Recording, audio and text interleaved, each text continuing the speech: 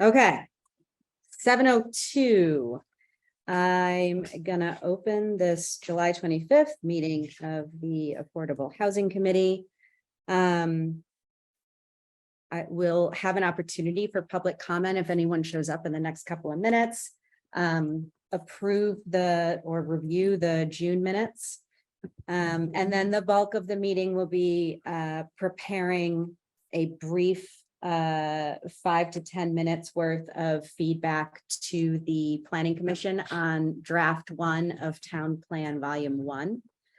And then hopefully we will have some time at the end to discuss PUD applications and form letters providing feedback to different applicants. And also tabling at the farmers market, which we are signed up for this Thursday. Liaison minutes, other business, August agenda, and adjourn. So there is no public. Do I have a motion to approve the minutes from June? Move to approve the minutes. Second. Thank you very much. Does anyone have any corrections, edits, comments before we vote to approve? Okay. So we're all in the room. Can all those in favor of approving the minutes from June say aye? Aye. Any opposed? Any abstain? Great. Here we go, our first vote. Woo. Okay. All right. So let me do this.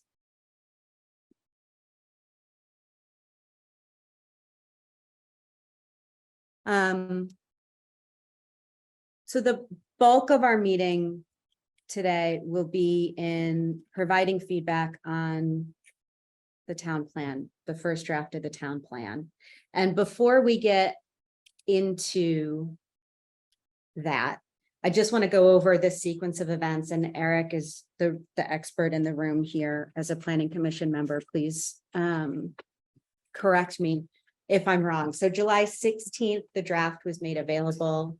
Planning Commission gave their first impressions on the draft on July 18th. We'll talk about those in a second. Today, we are meeting in order to determine what higher level feedback we want to provide the Planning Commission next Tuesday at their meeting with a 5 to 10 minute presentation. Because we moved our meeting, our July meeting, we will be meeting again August 8th, which is kind of great because it gives us the opportunity to not just determine the broad feedback that we want to give at the Planning Commission meeting, but to also talk amongst ourselves, provide feedback, put it into a written document that's got a little bit more specificity, that goes into a little more depth in areas where we can kind of lay out some things that need a little bit more oomph.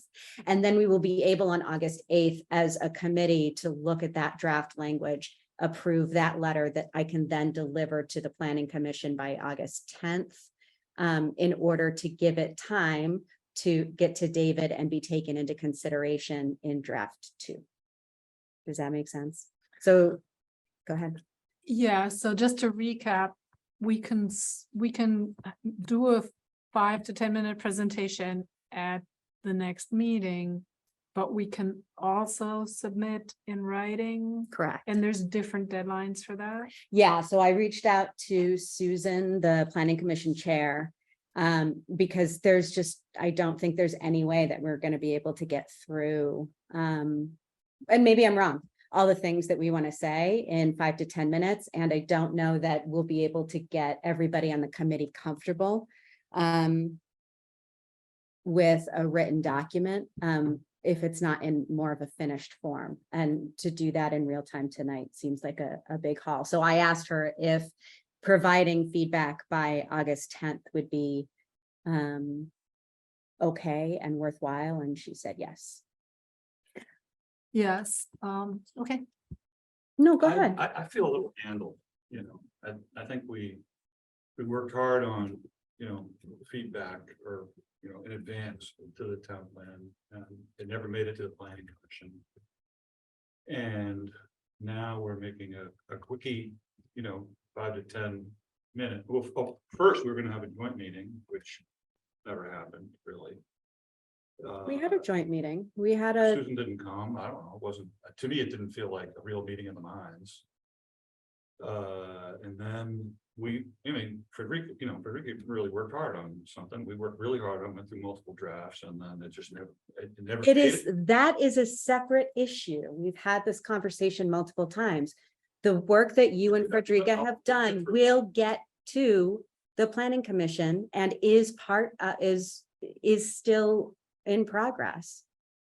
And yes, some of it informs the town plan, and we can combine a lot of the work that you all did in terms of regulation changes and land use changes and include that in this town plan feedback. Well, a lot of I just feel like 5 to 10 minutes with the planning commission on housing in total for the spring and the summer seems a little inappropriate, given the priority that housing, the work that this committee certainly did before I joined, and then the work that we've done since I joined. It just doesn't feel, it doesn't feel like, I feel a little like handled and off to the side, which is what committees are for, and we got handled. I mean, I feel the time crunch and the pressure of that, and how limited.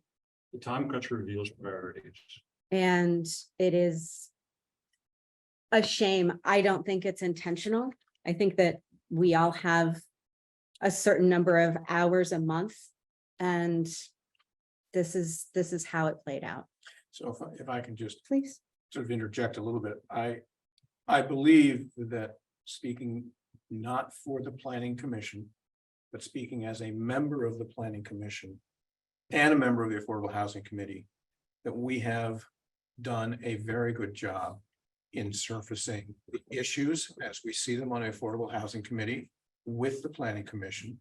And those suggestions and pieces we have been putting in have been accepted by the planning commission to be included in the redevelopment, reformatting of the town. We are making housing a foundational part of the new plan. It's in almost every section in one way or another. That is driven in large part by the work of the Affordable Housing Committee, which has emphasized the importance of the diverse housing stock and of making it feasible. And the town plan that's done, it comes up a lot. The town plan as it's done has some other issues. It's too long and a bunch of other things that have nothing to do with our recommendations on the Affordable Housing Committee, but it certainly does, from the Planning Commission, take into account what the Housing Committee has done. Except the Housing Committee has never made a real presentation or had a real meeting with the Planning Commission. We've had multiple meetings with them. We've had joint meetings. We've had what, 3 of them now, 4 of them? We've had a few joint meetings. I They took attend our every meeting. recommendations on the select board statement about affordable housing. I mean, we've had influence on that. Before we continue, whoever just joined, can you hear us and can you state your name? Yeah, can you hear me? This is Wayne. Oh, hi, Wayne. Yeah, I had to dial in with my phone because these things with the new passwords and stuff don't seem to work with my old computer or whatever. So I'll Okay, just listen. I just heard Eric talking that the the new town plan addresses our inputs from affordable housing. okay, great. new I town just want to make sure that you can hear us. Yeah. Thank you. And please participate. I didn't mean for that to sound dismissive. If it did. If you have anything to add, No, I intend to, don't worry. Okay. Frederica, were you gonna say something? Sorry. I'm just wondering how to organize ourselves here for this. meeting. Okay, so I don't want to take a lot of time on this topic. I do, Chuck, want to make sure that you you feel heard, and also this is what we've got, and we got to move forward with it. And perhaps we can use this as a learning experience and how to participate and be more actively engaged in matters moving forward. But here we are right now. Are you comfortable moving on? Okay. Okay, so and Eric, I'll throw it to you in just a second. I had a really hard time thinking about how to kind of organize tonight and what to do. So here's kind of what I've thrown together, and we can use it or throw it out and just do whatever organically happens. But at the end of this evening, I need to have a clear directive from the committee about the feedback that I will be giving next Tuesday in 5 to 10 minutes. It's broad.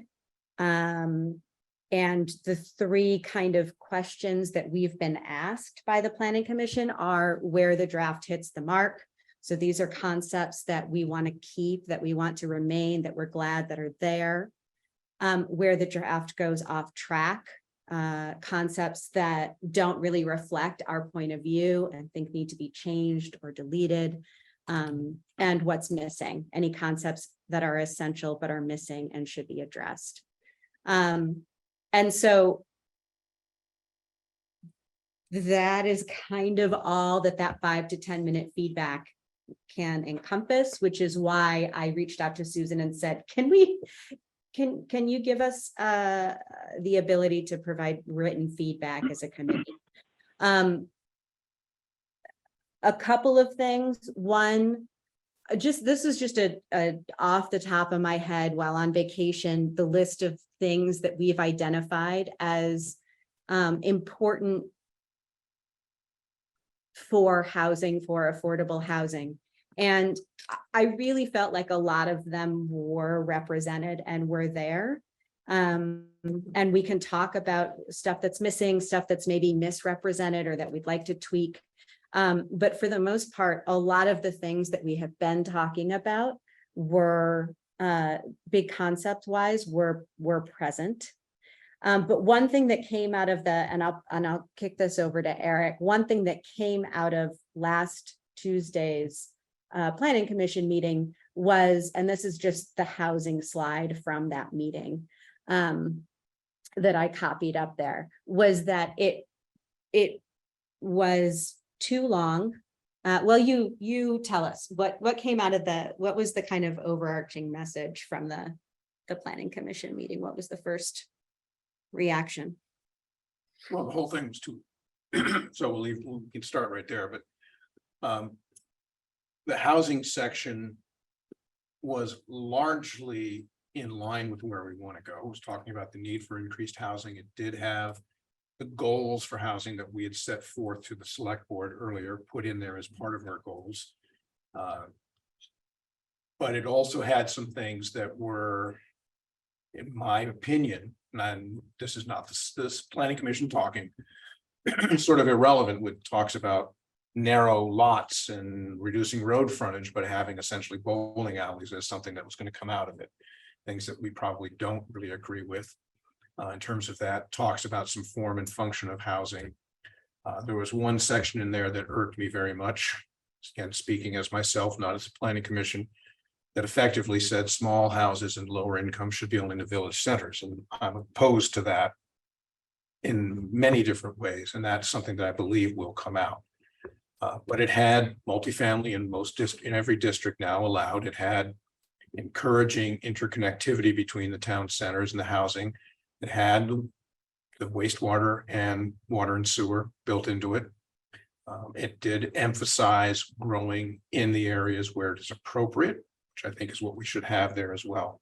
So I found it mostly falling off the mark on just way too many words. And the maps themselves were somewhat misleading, that they had showed development going in places that it's just not possible to develop there because of the terrain, because of the steepness of it, or because it's in a wildlife crossing area, or because it's in a natural resource area, or all those things. So those aren't going to be, they won't stay, but that's the start of it. And so I Did you think pick up a thing? for us, Yeah. well, I think for us and thinking about tonight and moving forward, one of the things that I really took home was that lots of this is going to get cut or moved, I should say, moved to volume 2. And that really, it sounded like what the Planning Commission was thinking about keeping was the information page, I think Chris called it. And I think that is the housing challenges section. The It's housing, the black box there on the oh, left that side. part. Okay. Yeah, and then The housing resolution and the critical next steps. Yeah. And so we have been asked not to wordsmith, Right. and we can, I think that there is some wordsmithing that's appropriate for clarity, accuracy, and to get our point of view across. And hopefully we'll do that in a letter. But I think when we're talking about such really cutting it down to just the bare bones, I want to make sure that we are really clear about what we want those bare bones to be.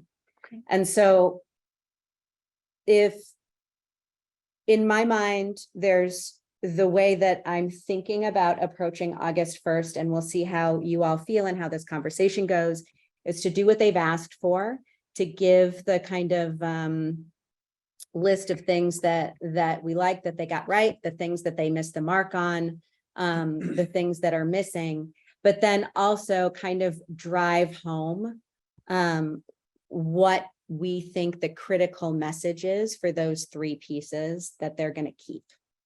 And then the letter can go into a little bit more in depth about like the bowling alley stuff that you're talking about and some of these other things. And I do want to take a minute, and we'll get there, to talk about, I do think it's appropriate next week to talk about the use of the word affordable, the definition of the word affordable, the focus on the middle in one section at the exclusion of lower income. So like that, I think is worth getting into. That's what our character was revealed. But we'll talk about, so first, maybe let's do, so in my thinking, let's, The first thing that they want, that what is going well, can we just skip that? Because I don't think that, I mean, or maybe just really keep it short, because usually I think that these 5 to 10 minutes are going to be more impactful than anything that we write, just by virtue of people not having the time to really read it carefully. Yeah. So I think that we really should focus those 5 to 10 minutes on the things we need to get across. Yeah. And starting with the positives, the first thing you say always takes up the most time. If we do feel obligated to cover that, then, try to set like a 1-sentence limit. yeah, I mean, I think Eric's kind of summary just now is all I was envisioning. It was maybe 30 seconds of the laundry list of things like, yep, you hit all these marks. Okay, good. And then, yeah, I feel pretty strongly about that next point there. Yep. I also, my second point actually aligns with yours, which is somehow making middle and lower income housing available to people that happen to want to take advantage of what we call country life and maybe not be in the village center without inviting sprawl. I've thought a lot about this, and it may be as simple as saying that what they're already going to there pretty much everywhere, the multifamily housing, except they did not use that wording in one of the sections, but that may be one of the ways to do it. There can be more granular solutions there. So that would be a second point I'd like to make. And the first point is a point about the definition of affordable that they have in there. Mhm. So really just really focusing on those 5 to 10 minutes, really what we think should, by the way, yes, it's long. But I read the whole thing. It didn't seem, it was wordy, and that doesn't have to be that wordy. But just, even if they have like a high level, like start beginnings with sections. I think volume 2 is still important. Whatever we kind of shunt to volume 2. Mhm. It's still gonna be important. So I don't think that we can really reduce it to just the headlines and not care about the rest.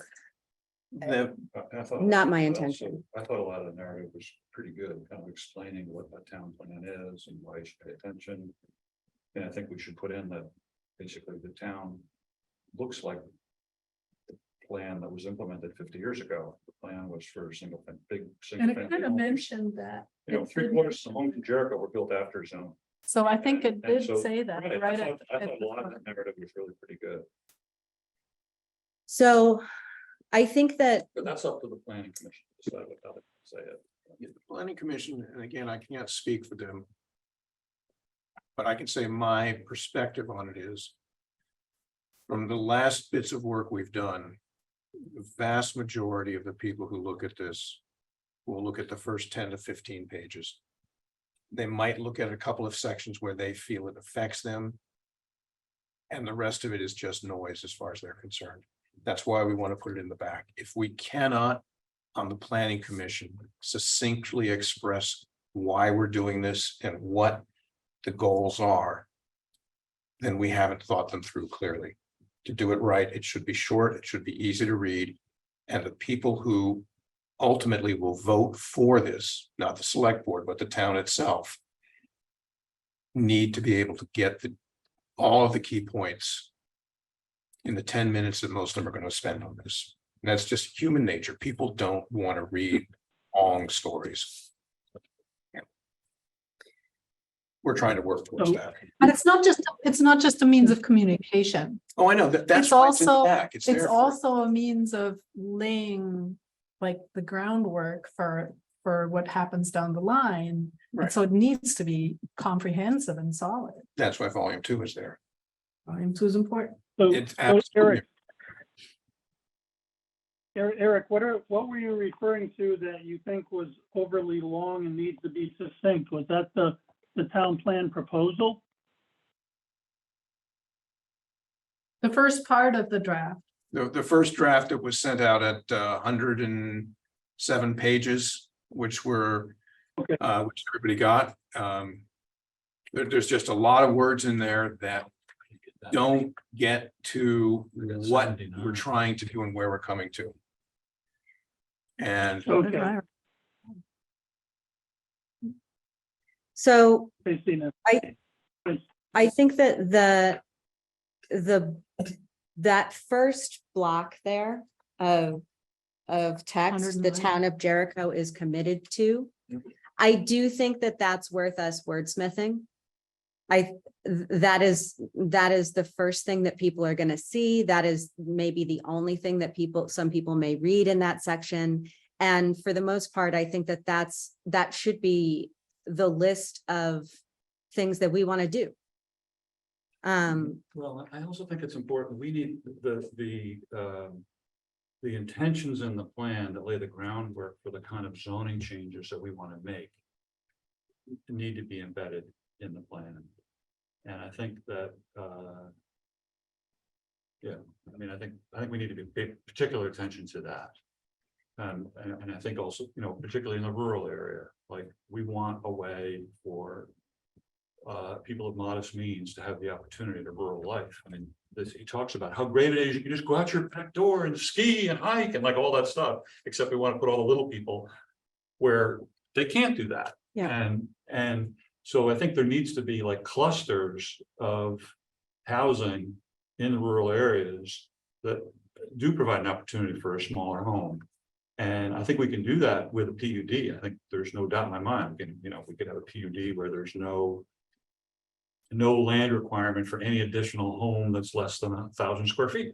So you could put 15 out, you could do another Barber Farm little cluster.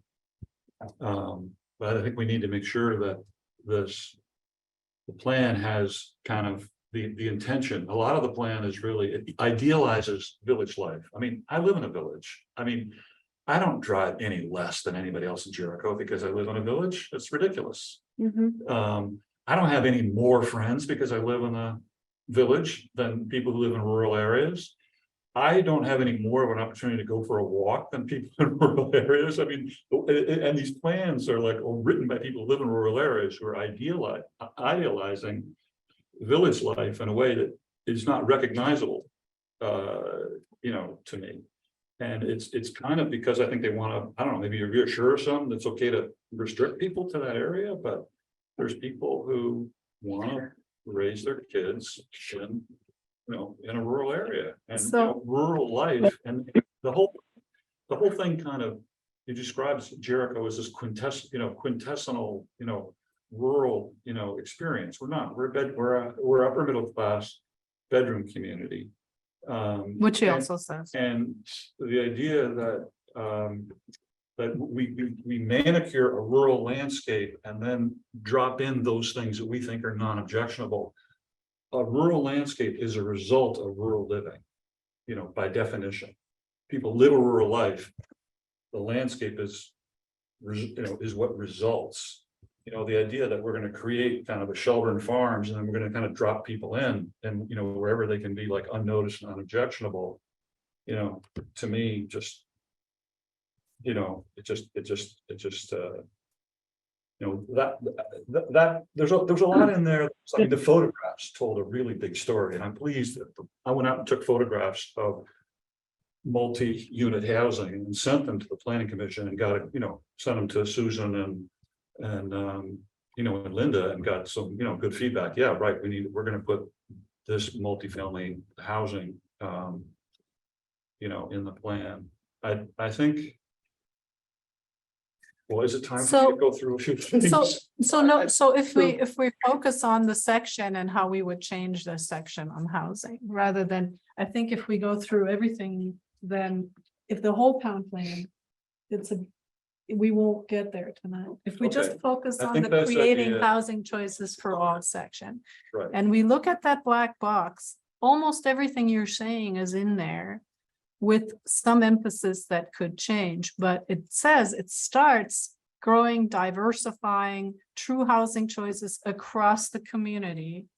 And then it says ensuring our development regulation and processes support the creation of compact, diverse, and affordable housing across the community.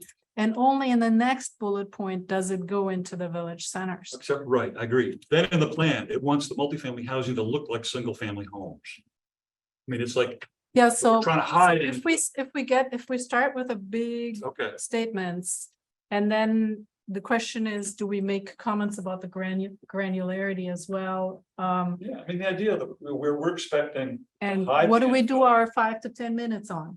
and I don't, okay. So, can I say something here? Yeah. On this? Okay, so, you know, it's like, if you think of the village areas, you're talking about wanting to bring people that are less, shall we say, independent. So people will say, we want older people and denser housing, and we want people that don't have a lot of money. And so if you want to have, you know, you have to look at it holistically, that you don't want to spread people, you know, by themselves out in the country, because think about it. You know, we have storms where you lose electricity. Where does electricity get restored first? Oh, well, the power guys tend to go to restore to the villages first, because that's the foundation for going further out. If we have a big snowstorm, where do the snowplows go first? They open the villages. So I think, you know, we have to understand that if we say we don't want any development in the villages and we don't want density because someone thinks that's, you know, somehow organizing people, you know, we have to think about, what are you doing? Are you going to trap people? Wayne, I am an advocate for more housing in the village centers. Okay, but I'm an I think advocate, we shouldn't. And I'm willing to do a lot to make it happen. What I also want to be sure that people who aren't old, who have young families, who have children, have the opportunity to live a rural life if they want. And right now, Oh, we're basically I do And too. right now, they The don't. thing that you touched on that is really the root of all this is if you have a PUD, you do like we used to do in the 80s. You build a couple small houses, and then if you want the bigger houses, you do. But you have the mixture of incomes in that community, and if you want duplexes or triplex, you do that. But you put it except all you need 100 together. acres to build 10 houses. Well, that you got to look at what the land supports. Might only So- need 10 acres. So let's get back to this first chunk because it's important.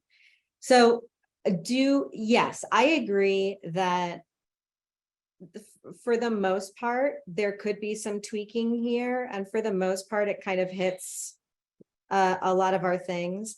I felt like this section was really kind of weak and not nearly as direct and clear about goals and the actions that the town is committed to taking over the next 8 years. This kind of felt like a vision statement to me instead of a listing of what Instead of a plan. And so Yeah. I started wordsmithing a little bit, and basically it's just laying out all of the things that are already in there in the critical steps and the things that we've all talked about before, but putting it here, like in all of the other sections where you've got bullets of this is a goal that we want to do. We want to change land use regulations to support the creation of compact and diverse housing. It's affordable to low and middle income households in all of Jericho, getting to your point, Frederica, appropriate to the land use area priorities. We want to ensure that development regulations and review procedures are clear, predictable, sensible, timely, so that we can reach that target goal of 30 new units a year. Isn't that 30 new affordable housing units a year? No. No, there's No, a it's not. section of that. Yeah. That's there's, I thought we wanted more than 30 new units a year. it was. That's what it is. That's what it is. We can look. It's whatever we put into 30%. recommendation, Using 30 per year, 30 per year, of which 30% would be. of which 30% is missing middle. And then 20% affordable to individuals and families with low or very low income. So 20% So low 60 income, 30% missing middle. Yeah, so 6 affordable per year. Well, affordable is all of these, right? He misdefined affordable. It depends on the Affordable to families. definition that you use. Yes. That's why affordable is a tricky word. Yes, but I went to not just Google, I went to Vermont State, I went to our housing resolution. Yeah. Nowhere is affordable defined as less than 80% median income. It- It just is not. It is, because if you look at affordable, That's I low mean, income. we can, exactly. That's low income. That's not affordable. I would not use that word. I we're wouldn't the either. I Affordable am Housing Committee, and we have Completely agree with in the you. past agreed that we include everything up to 120. And the reason I'm so adamant is because otherwise you start doing what he's doing, which is putting it in parcels and saying, well, let's focus on the 80 to 120. And I don't think we want that. So I would Agreed. say what he calls affordable in that paragraph, and it's only there, elsewhere, he doesn't do that, is low income. And in the housing resolution, it says that as well.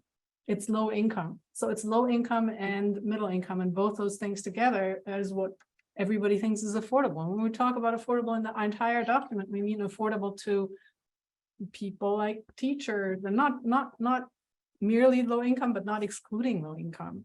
So anyway, that's my, No, I'm with you, and I agree that that's a whole section of the feedback on Tuesday.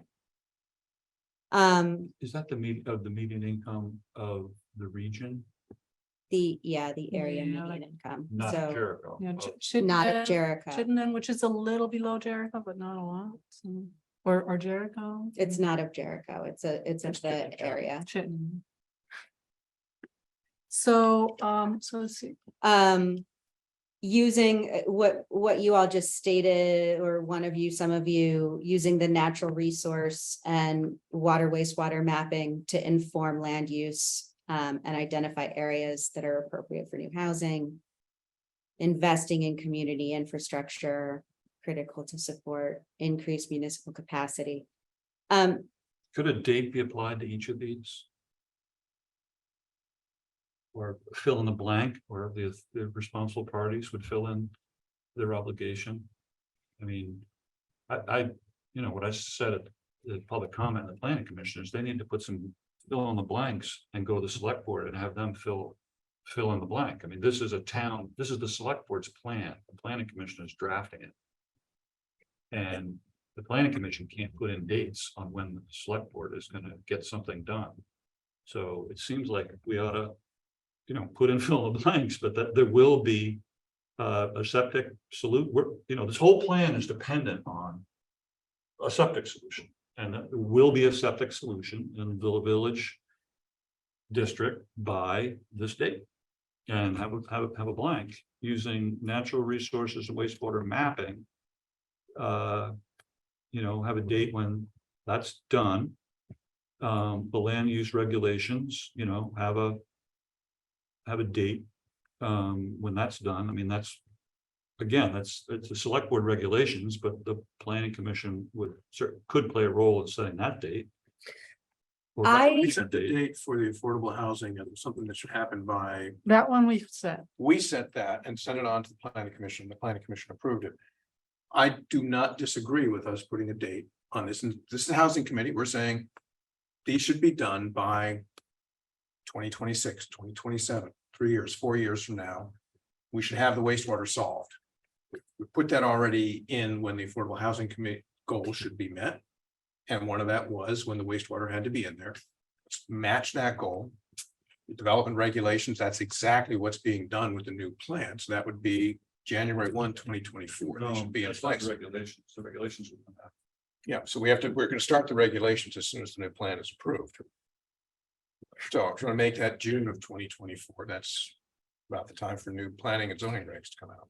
So, okay, I support 100% putting in. and is dates this the when it's place for up the dates, or do the dates go with the specific Well, actions and the Well, 3 to 8? Because this is like the statement. This Right, is like. exactly. this is the permission structure that then you use to plan out all of your actions, I your would critical support next putting steps. dates in this, but Okay. they have to be reasonable dates. So the regulations, to Chuck's point, the plan sets the stage for zoning regs, and I'm not sure when our zoning regs expire.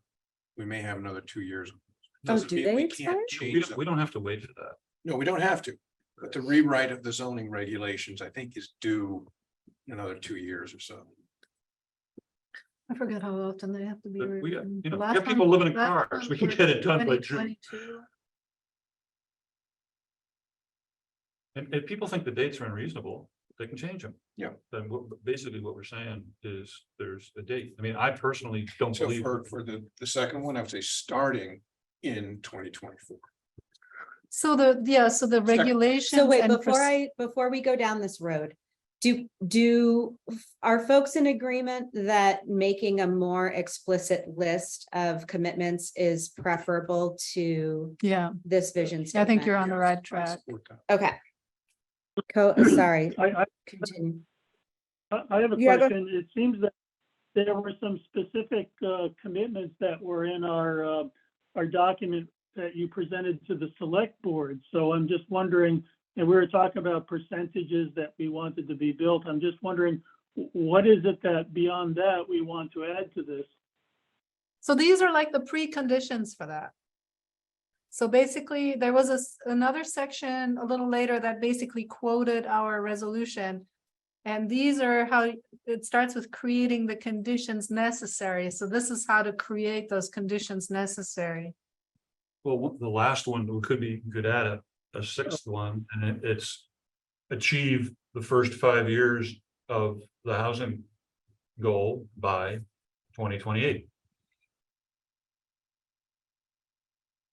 I mean, just to make it, I mean, It's, we've had all this- those are, yeah. we've got all I these agree, town I plans agree. that are just a whole bunch of happy talk. I agree. It's just that like wordsmithing wise, it's so nicely said that you're creating the conditions necessary for growing and diversifying.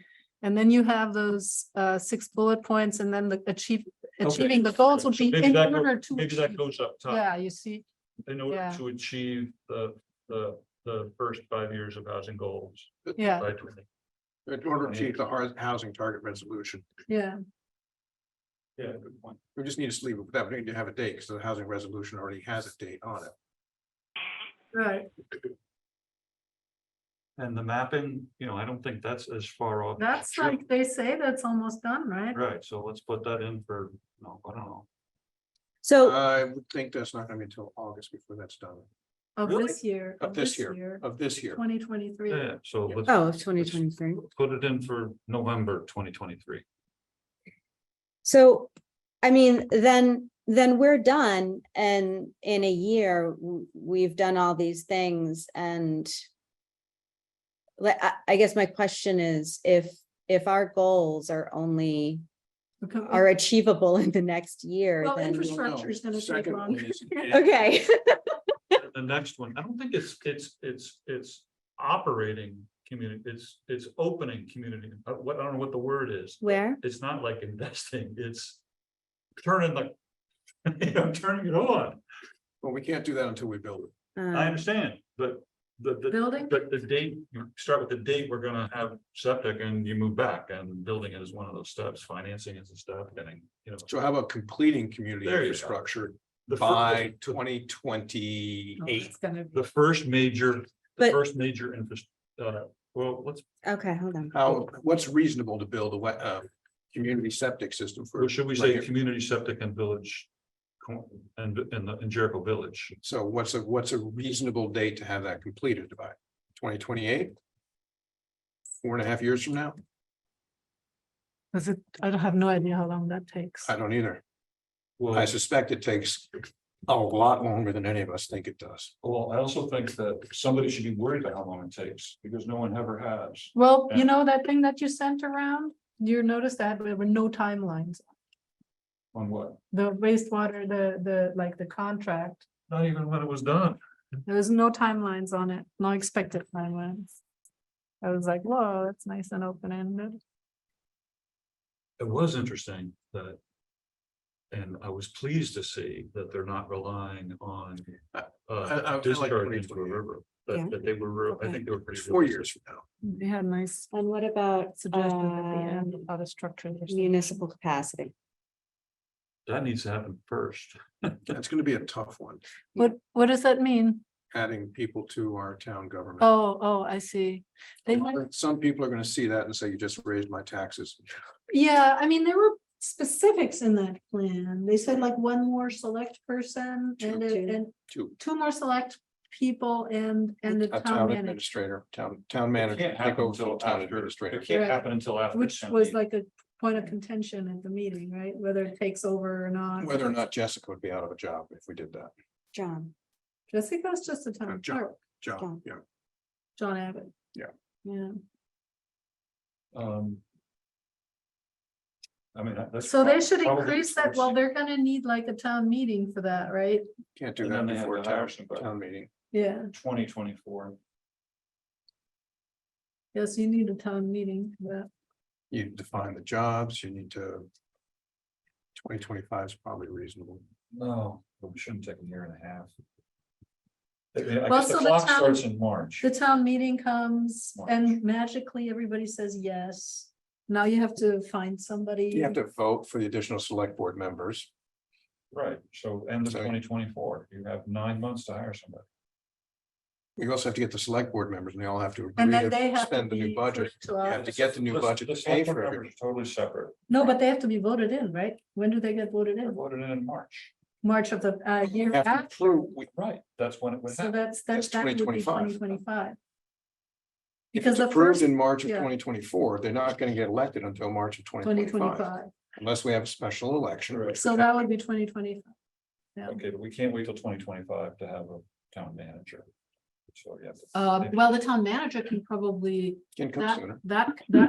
that can come sooner, and just select people have to be, Right. Is that a, that would be appointed, right? well, that's what I'm trying to figure out. Is that something that we have to vote on to? It would be, Yeah. that there is such a position, On the select board. but then who it is, that wouldn't. be- Right, Just right. that But there the is fact such a that there position. is such a position. And we that have would be to vote next to town meeting, approve. that was No, 20. How about if I we don't know say, either. past the March 2024 town meeting? Can I ask a quick question? You were Yeah. talking about select board members, and there was also discussion last time about getting a town manager. So is that discussion still ongoing, or has a decision been made that we would add select board members? I think It has not been made yet. I think it's two different decisions. And Oh, okay. I also think that the leadership on this needs to come from outside the select board. Because this is a very hard decision for the select board to make, because Yeah, but the town plan is doing what you're saying. The town plan is being the outside that suggests Exactly. that. Okay. So let's just, we can come back and continue to workshop this, but let's move forward. So I think. So if we're going to bare bones. If we're going to the absolute bare bones of what needs to be in this chapter. What he's set up here is pretty much the challenge, the goal, which is the resolution, and critical next steps of how we get there, which are all the critical next steps of how we get there is kind of what's already in. Right, That and can we first bit. just take out that the town needs to just focus on the middle? Yes. Or is that too absolutely. much going into? No, I just don't want to rely on them. I can't taking imagine that out. the members of the planning commission support that. Yeah, and I think that we can definitely wordsmith. What page is that? That's So there was 27. a lot of discussion that we needed the missing middle for employees that would come to Vermont. So that was in the last couple discussions that we had as a committee. So are we saying then that instead of, because that was a pretty clear last two meetings that we said we should focus on missing middle and median, and are we changing that now? No, we're still focusing on that, but not only that. It should be Okay. missing middle and lower income. So there's the town also has an inclusivity statement that says that the efforts shouldn't be, that you shouldn't exclude people from the town. And this was a little bit exclusionary to just focus on people making between 80 and 120. And I'm like over exaggerating what he's trying to say, but that's how it came across to me. Yeah, It was a big miss. no, it needs to be clear.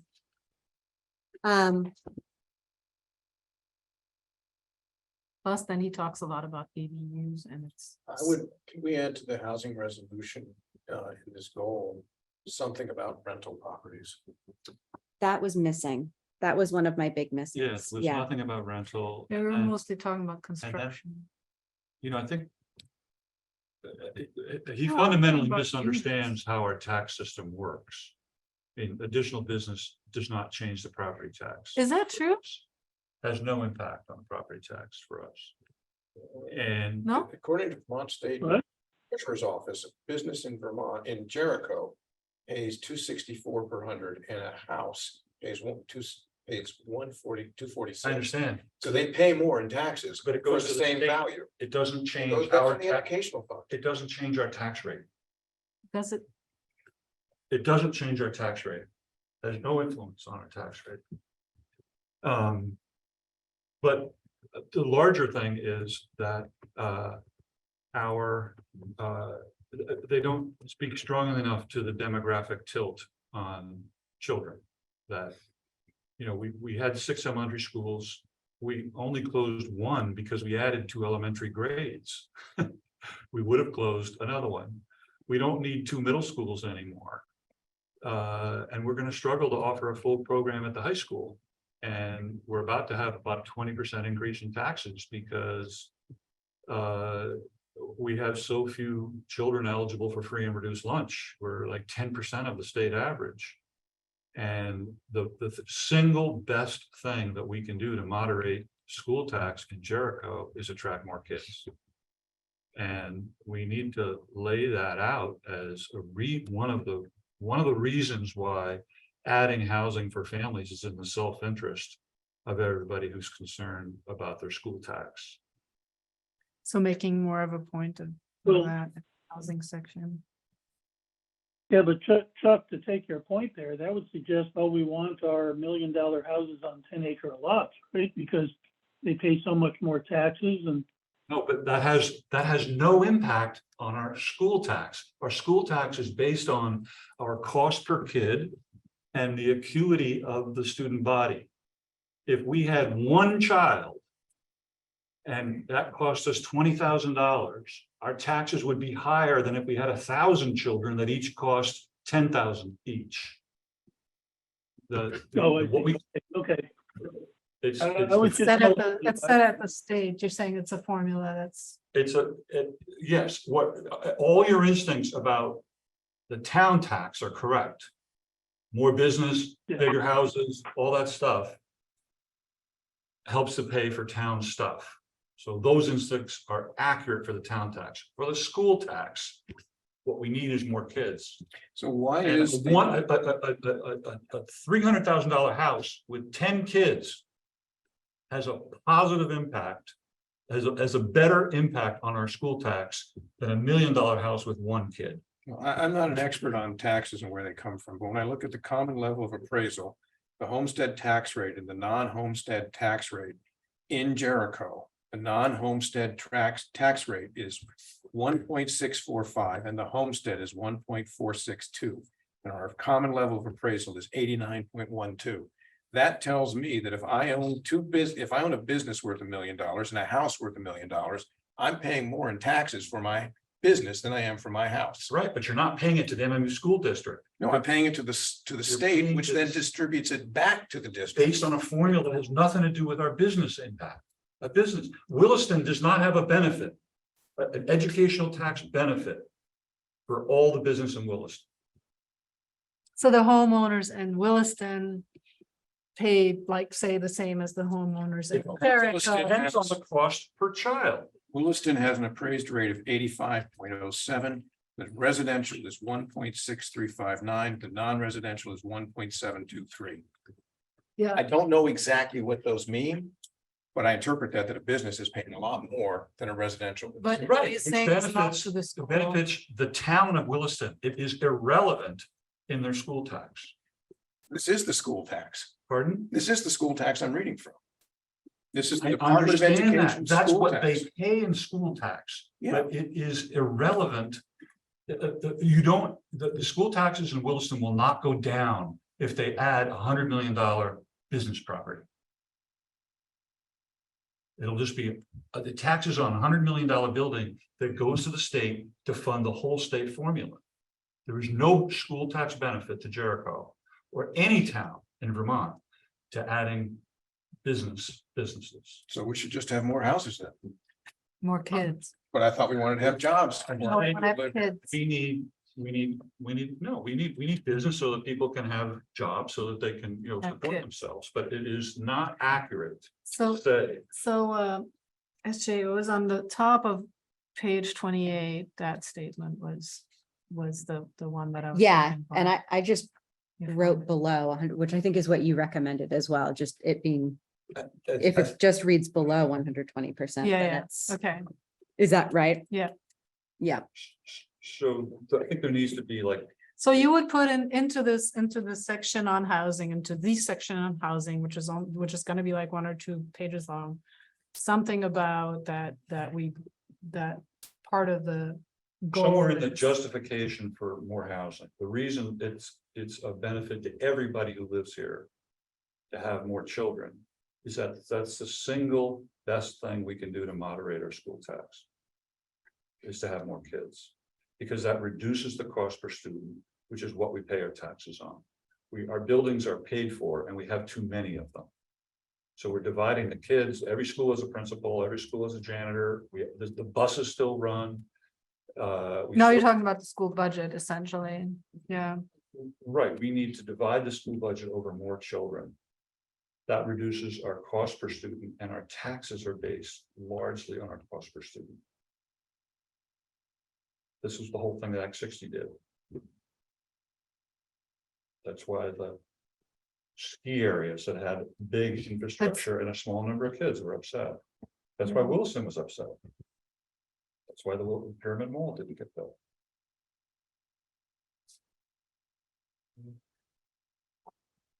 So the children is one, you know, I think one big thing, and the other one is you just can't resist the temptation to design people's houses for them. And the idea that we want multifamily houses that look like single family homes is again this idea that I don't know whether we're afraid of the people who might live in apartments or what.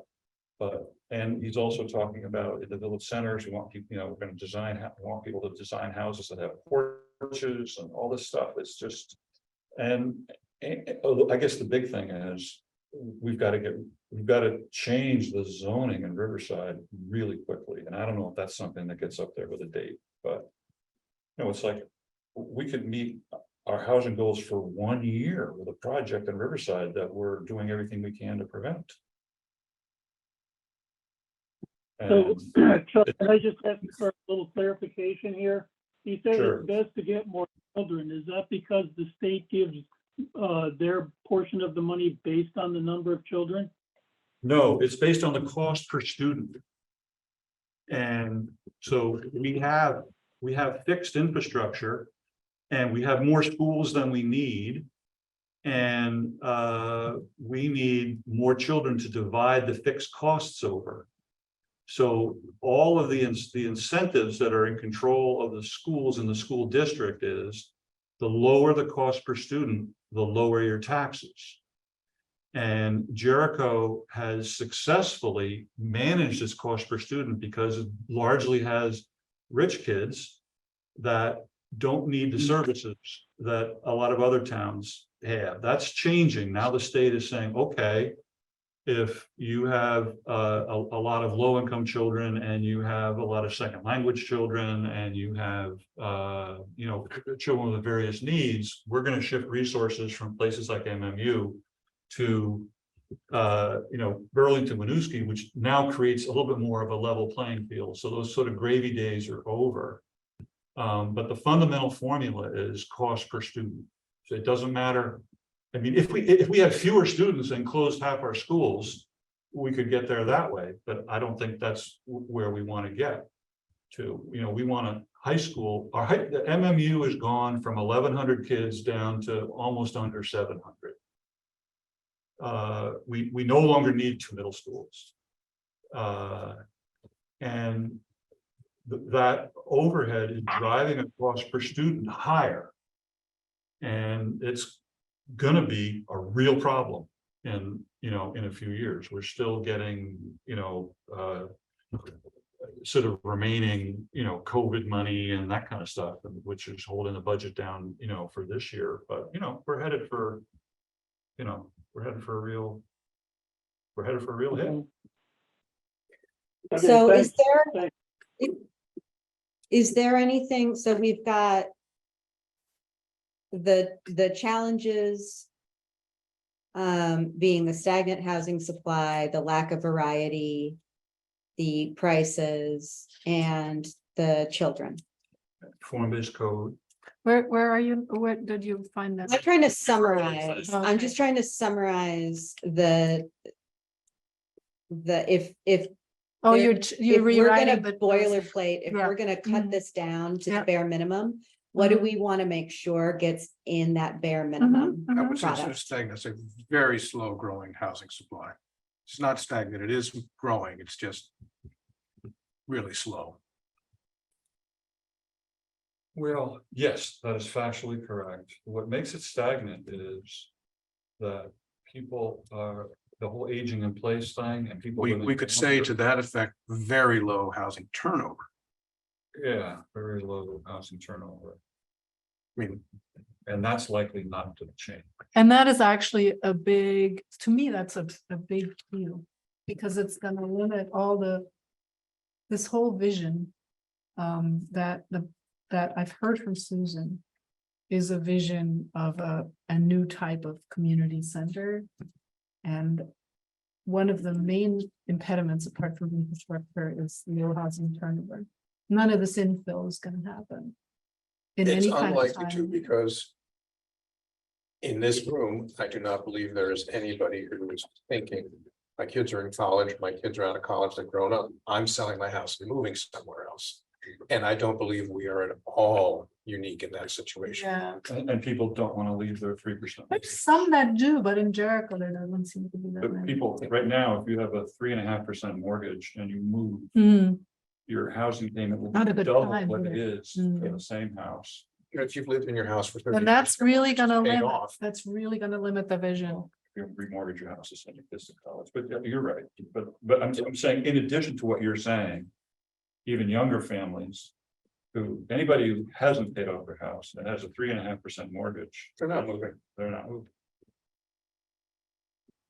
And anybody who has paid off their house is looking around saying there's nothing else nearly as good. I'm not moving. So that is a real challenge that we have.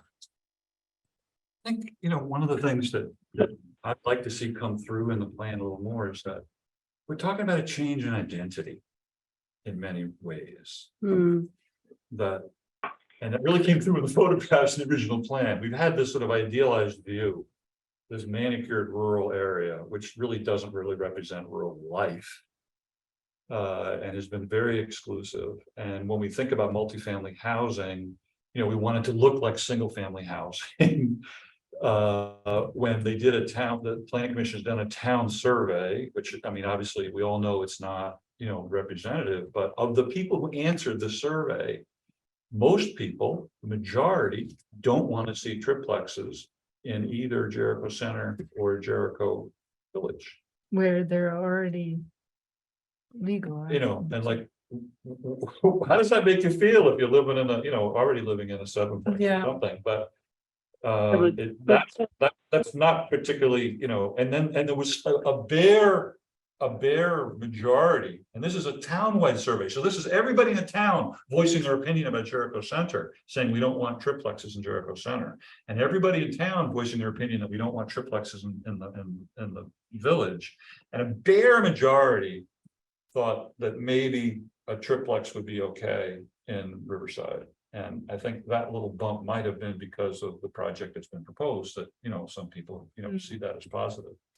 So there's But there needs to be a real, there's a lift that needs to be made by the leadership here. And it didn't really come through in the draft. The draft was kind of like, we're going to do these things, but don't worry, nothing's going to really change. It's going to look the same when we do infill. But It's the not going thing to bother is, you. the thing I is, think it's- Wayne's trying to make a comment. yeah, just, the thing is, just because people are lower income doesn't mean they should be in unattractive houses. I mean, it's like there's a reason that there's slopes on roofs in Northern America here because of snow and ice. And you look at those duplexes, they're huge ones over at the end of Packard Road. But I mean, why should low income people be stuffed in shoe boxes? I mean, why can't they have a house that they love, that they think looks really good? And I'm pretty sure that there are housing regulations that you cannot take lower income housing and use cheaper materials or some cheaper thing and somehow makes it obviously different than everybody else's house. So I think that I'm talking about, I'm talking about multi-unit housing. No, but if And it's a triplex or a fourplex, I mean. I'm not assuming that it's for low housing. income people. I'm not assuming it's for low income people. I'm just talking about the design. We so object to multi-unit housing that we want to, Yeah, but I mean, if I it think. looks like it belongs there, I mean, you can drive just south of Richmond on Route 2 and some guy built a tool shed on this beautiful piece of land with a view of the Winooski Valley. I mean, it's just, and it's very inefficient heat-wise. It's got a sloped roof, and so all the heat collects up there. And, you know, it's a disaster if you're going to heat it or cool it. But this guy built it because he didn't want it to look like a regular house. And I'm just thinking that, you know, again, if whether you're lower income or upper income, I think people should be able to feel happy with what their house looks like. And not be That's stuck exactly what I think. Those 8-plexes at Starboard do not look like single-family homes. I think they're beautiful homes. I think the homes on Woodland Drive, it's either a 7-plex or an 8-plex. Beautiful homes, very attractive. They All don't right. look like a single-family home. I've got two more big things that I wanna work through, but before I leave this slide, this is the high level, if you got to cut. What about the refined form-based code that that sounds like you're making it even more complicated? No, it's fix it. Refining it is fixing it. I interpret it that way too, but yeah. Yeah. Okay, fixed is better? Yeah. Okay. He also talks about doing the same thing in the other 2 villages. I didn't catch that. He did. He said it should be. If, Read your if- comments, yeah, I haven't done If it. it's done works right, the it way is it- appropriate to do that. It makes it easier for the developer to say, I can put down the money on this because I can meet this form-based code and I can build and I don't have to go through all of the hassles of permitting. Because I Yeah, met the code. That's the intent. That's the intent. That's the So we have to intent. fix the code. We don't throw the baby out with the bathwater. We change the bathwater so the baby can thrive. Well, it's been there for 8 years and nobody has really given a darn. And I think there needs to be like a deadline. Or it's not gonna happen. It needs to be like a date where it needs to be revised by now or abolished. Otherwise, it's not, it's. You know, I agree with you. I don't believe that the planning commission will have the bandwidth to get to that until after the town plan is revised. It should be done right afterwards, but to put it on top of doing the town plan at the same time is probably. Yeah, the more town than we plan, have time the to. town plan is just supposed to like facilitate changes down the line that are then kind of Correct. following the town plan. So, yeah, the town plan doesn't have to revise zoning.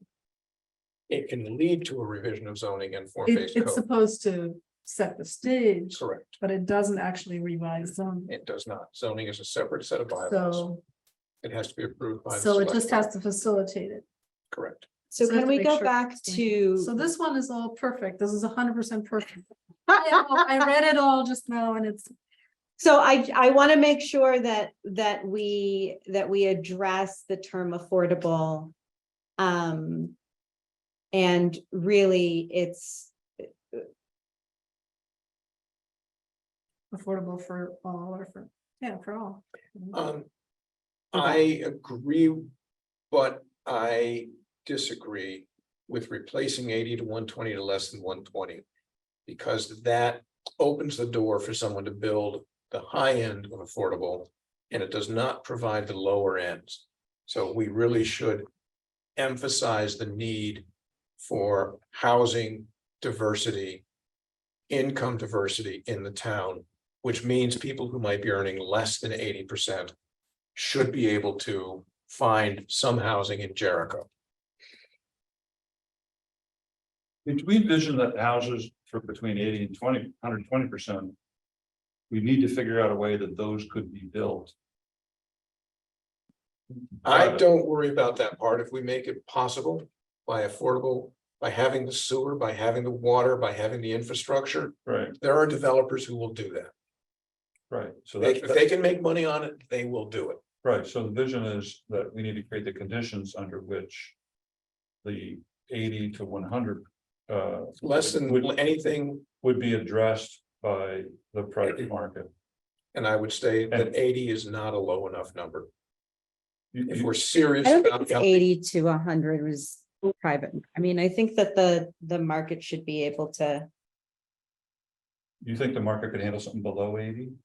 I think if we want income diversity in Jericho, we need to have below 80. No, that's not my Well, question. if we're trying to talk about affordable, and we don't include below 80. We are excluding that percentage of the population from living here. Let me, Right. I'll be a little clearer about my question.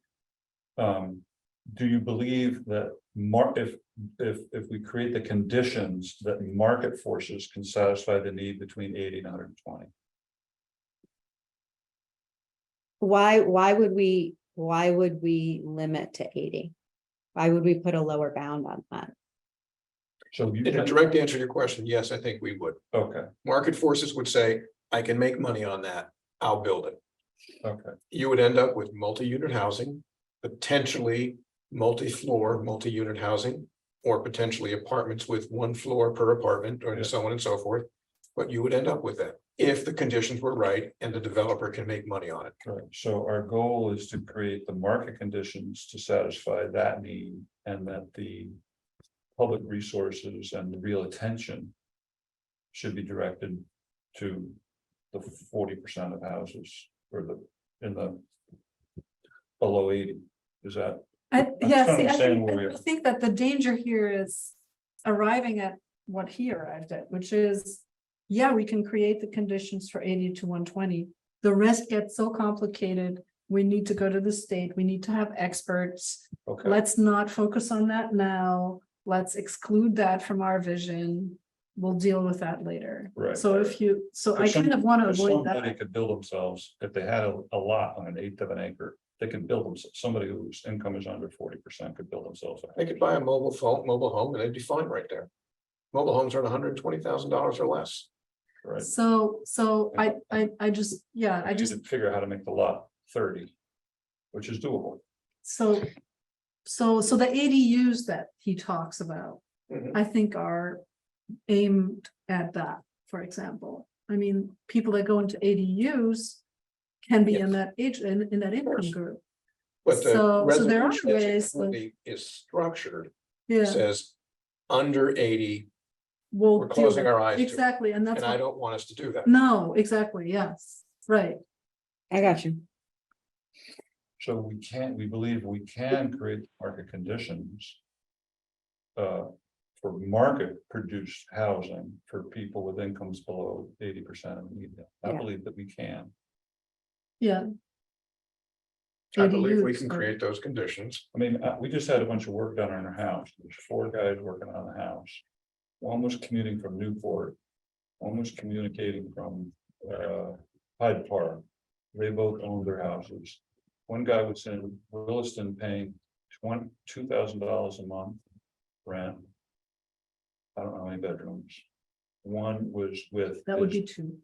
One was with his wife and 2 children living with his parents in a small house in Essex, and he said it was not a good situation. These were all extremely skilled tradespeople. That's why Morrisville did what they did, and that's why they could do it, because their general housing price is lower than it is here in Jericho. I mean, they did other things too, but I think that goes into it, being further away from, the further you are from Burlington, the easier that We need gets. to figure out. Wayne, how many you wanted to make? How can we do it? 20 lots on a 10 acre parcel. Wayne, you wanted to say something? Yeah, I just have a question for Chuck and everybody here. So the thing is that if you build, let's say you build a house that somebody on 80K could afford, how do you ensure that it's a local person versus somebody migrating from Connecticut or New Jersey to grab that house in the country? Because, I lived this in California, they would build new apartments and they'd say they're going to be $2,200 a month. And by the time it opens up, they're $3,000 a month for a 1-bedroom, because so many people were coming there. But they were coming from China and India. The parents were sending them here and say, your job is to get a job there. Because in California, if you apply from Vermont, your application goes in the circular file.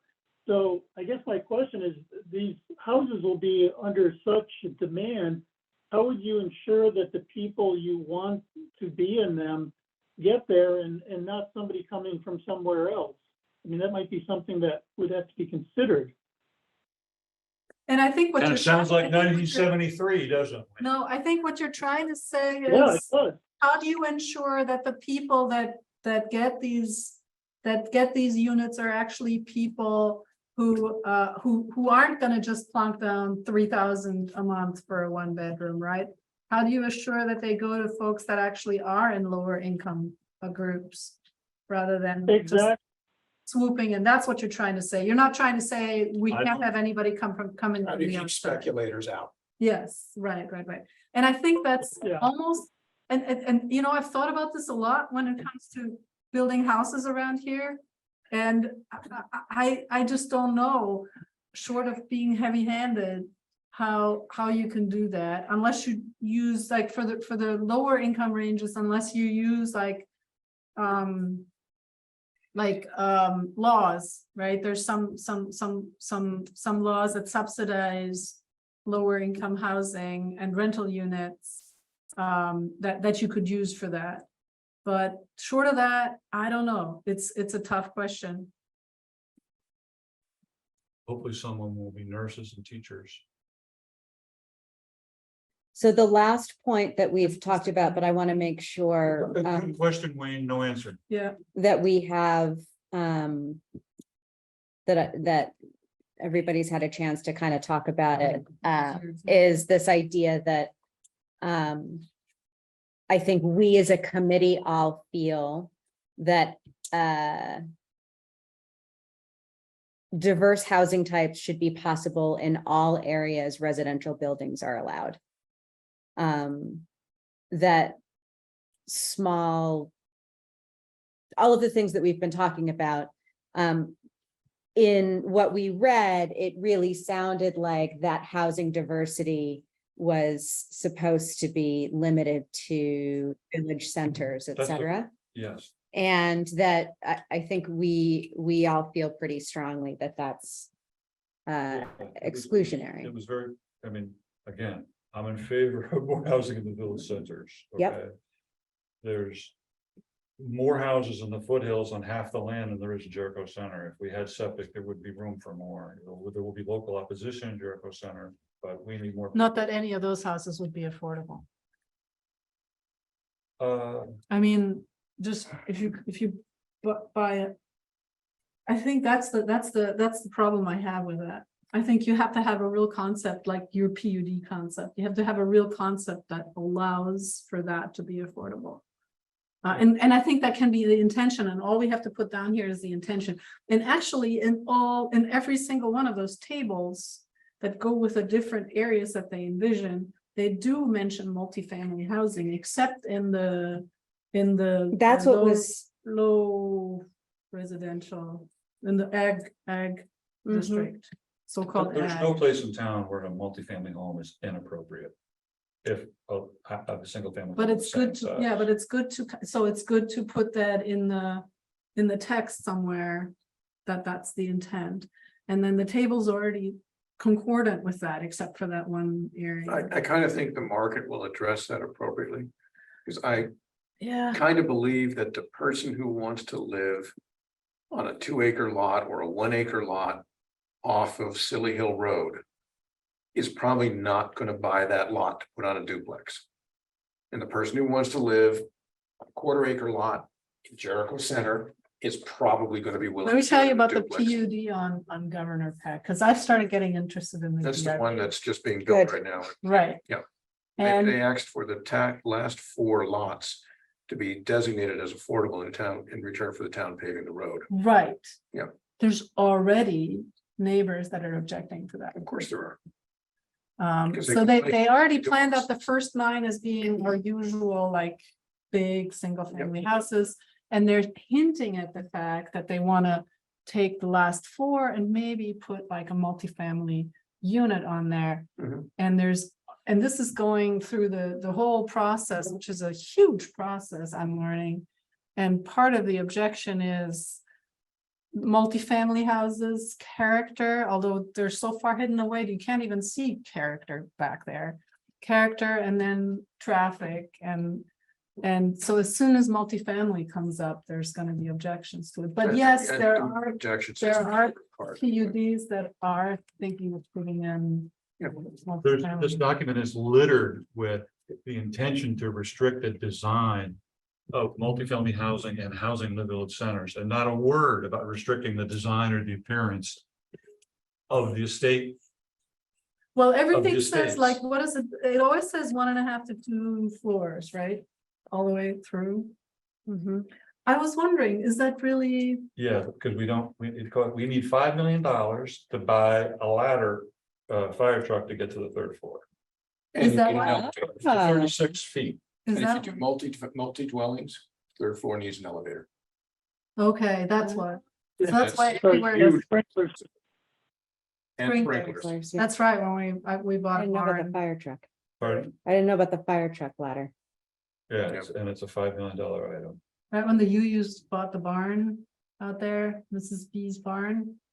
And we wanted to move into the upstairs and they told us we needed an elevator. It's like, really? Yeah. But that's, Okay. If it's a So- single family and you own it yourself, you don't need it, but if you're Yeah, gonna rent it out, yeah. you gotta have the elevator. It's disability access. And you can't build a house bigger than 30. There's some 35 feet or something. Because so I think you different hit in- the highlights. Okay, so I think that I've got what I need for the 5 to 10 minute Yes. presentation. I'm gonna clean it up. I will send it out to folks and ask for individual feedback, edits, whatever, as you have time. It's just nice to have another set of eyeballs. And I want to make sure that everybody here is on the same page, that we talked about rework. Go ahead, Eric. One rewording on Yeah. second bullet. Yeah. Is increase the rate of new dwelling units to 30, starting in 2024. Start, thank you. Starting. Do you think, Frederica's point about, that I agree with, is the shift from using the conservation overlays to determining land use protection as opposed to using zoning is something that came through in this. I think it did. We have the natural resource overlays that are put in. There were some of the areas that was designated for village infill that are in the middle of wildlife pathways and wetland areas. There's also some of the areas that he has targeted for growth that have slopes that are too steep and that don't have soils that are suitable for septic. But That's gonna naturally. That's gonna keep those out. naturally, yeah. Yeah, I liked all those maps. I thought they were very informative. The biggest thing was there's no.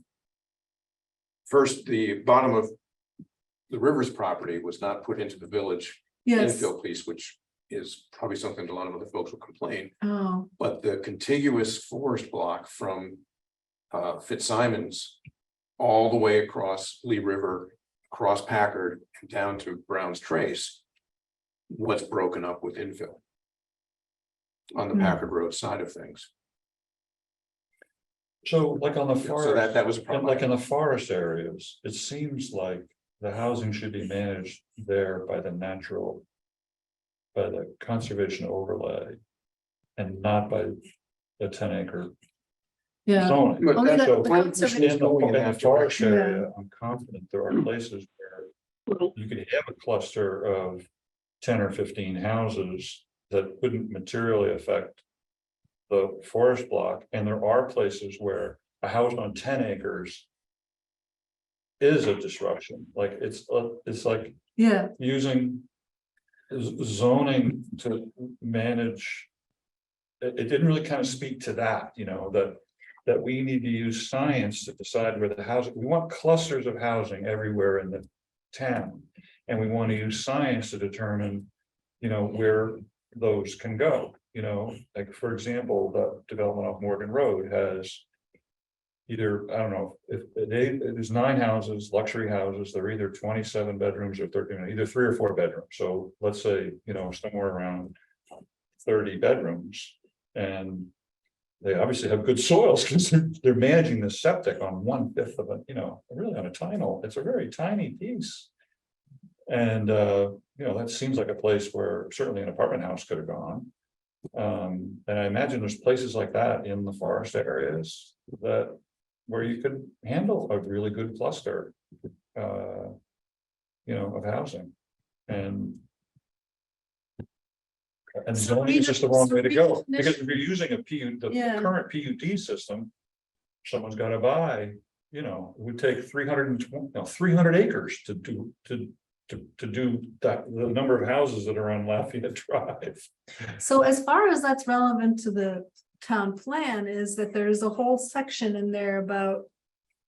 Prioritizing areas for development and protecting other areas from development. And it doesn't speak to zoning, but it speaks to that, and that is relevant to us to housing in general, maybe not so much affordable housing. But for example, it talks a lot about forest blocks. Yes, it talks a lot about preserving forest blocks.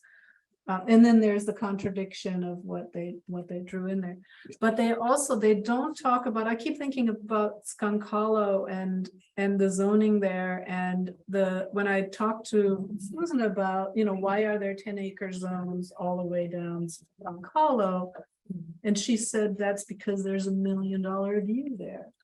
And then I think it would be better to be explicit about that and to say, okay, we're gonna have no houses or very low density houses here because, not because we take this whole swath and just say this is 10-acre zoning, but because of either a natural resource like a forest block or a view or something like that, to be more explicit about. I think that's really important, because there's a lot in here about we're going to preserve open lands for agriculture. Well, they're not good for agriculture. Most of them aren't agricultural soils. You could never make a living off most of them. But it's like we're coming up with like these value laden, we're being non-specific about why we're preserving what. And I have a real problem with saying we're gonna preserve this for views. Because I've been here for 30 years. I've been driving up and down Route 15 for 40, 50 years now. I remember when you'd come around this corner and there were no trees blocking the view of Mansfield. They're all there now. I used to drive down Skunk Hollow every day when I worked in Williston. I remember doing that 30 years ago when I could see Camel's Hump all the way over. There's huge trees blocking most of that now. In my house, when I moved there 30 years ago, I could look out my window and see clear across to Silly Hill. 30 years later, there are 30-foot, 60-foot trees. I look out and I see trees. So when we talk about preserving a view, if we're not going to say no trees, the view's going in 30 years anyway. right, so Skunk Hollow should not have been 10-acre zoning for that reason. But It's also good soils there. It destroyed the agriculture there. The 10-acre zoning destroyed farming. No, it didn't. Can I say something? So Please. there's a guy, I can't remember his last name, first was Bob. He used to run Vermont Butter and Cheese back in the 80s. And he was a big proponent of 10-acre zoning because he said, this way you can have these small little farms. Now his specialty was milk goats and milk sheep that people were raising. He said that way one guy can grow the meadow for the alfalfa and some guy can do the hay. And he said that way you can still have housing and still have this contiguous land that's very efficient. That's just down the street for farming. So that was the 10-acre thing. The other thing was, I lived in at the end of Skunk Hollow Road in the early 80s when that land was sold. That was a huge farm, and that farm sold that in 10-acre lots so he could get his money and cash out, and people were able to build those lots because they didn't need to go through all the review and Act stuff. 250. So, that was a farmer's decision. As far as Right. farmland stuff, my field, I'm thinking at some point I would like to put barley in it, if I can keep the deer out of it. But, hay fields are perfect fields for growing barley. Barley doesn't need super bottomland soil that you would grow corn in. So just, anything that's open, you do have to consider, okay, that could grow barley, and barley grows well in Vermont. That used to be one of the main grains we grew here. You need a farmer willing to plant it, not just the land Yeah. itself. Well, I've come away from my obsession about 10-acre zones and why they're there. I've realized if you just let them go, you're just gonna have more McMansions built and 3-acre lots. Skunk Hollow would be house after house after house. So Right now, that's currently the case. Yeah, They're so, well separated right now. so you gotta, like, if you want, Piano key lots. Bowling alleys. so that's not the answer either, so. But, you know, you're right, see what happens, for example, my DRB, like, the lessons that I'm learning. Ann Mueller, who owns Arcana, right? She decided to sell, she decided to sell off 20 acres of her farm. Divided into 2 lots, because it's a 10-acre zone. So there's gonna be houses on there, and that's what's happening to agriculture, and so it's not, you know, it's not agriculture, what we call agriculture in the town plan, most of it is no longer agriculture, right? It's like, I mean, there was this one map that showed the working farms, and it was like 3 blue blots, and that was it. Mhm. So Farm in Brown's Trace used to be, guy who owns it, remember coming to planning commission, I used to run cattle there. Doesn't run cattle there anymore. He hasn't run cattle there for 8 or 9 years now. Wendell? Yeah. Yeah. Yeah, Said he couldn't so pay the taxes. Yeah, I don't know, do it. Vermont's taxes are what killed farming, because I was talking to Wendell just the other day. He said he had, I don't know if it was 7 or 10 acres he ran the cattle on. And he said in 7 years, he went from paying $1,200 a year in property taxes to over $7,000. He said after that, the finances didn't work out. And I knew another guy that was trying to start a farm up on Bolger Hill, and he couldn't buy any more land. So he sold his land, bought 160 acres in Salisbury and started his farm down there. So, you know, the problem is with all the people coming in, and like Chuck was saying, the taxes going up, if you're living on a farm, your fixed costs are going up. And so their retirement is selling their land for houses. That's, you know, that's basically how they are able to retire. So it's not really ag anymore, it's just low density residential, and so be it, and if there's a way to revive that into. It's like an honest description, it's not ag land anymore, I mean, just think what's gonna happen when the Davis family decides they're done. Yeah, it's conserved, yeah, they conserved some of it, right? All of it? a lot of it, Really? and Okay, Anyway, Um, back to our duties. so the how would I decide? that? presentation, I think we're all comfortable with what's gonna go in it. Mhm. I am.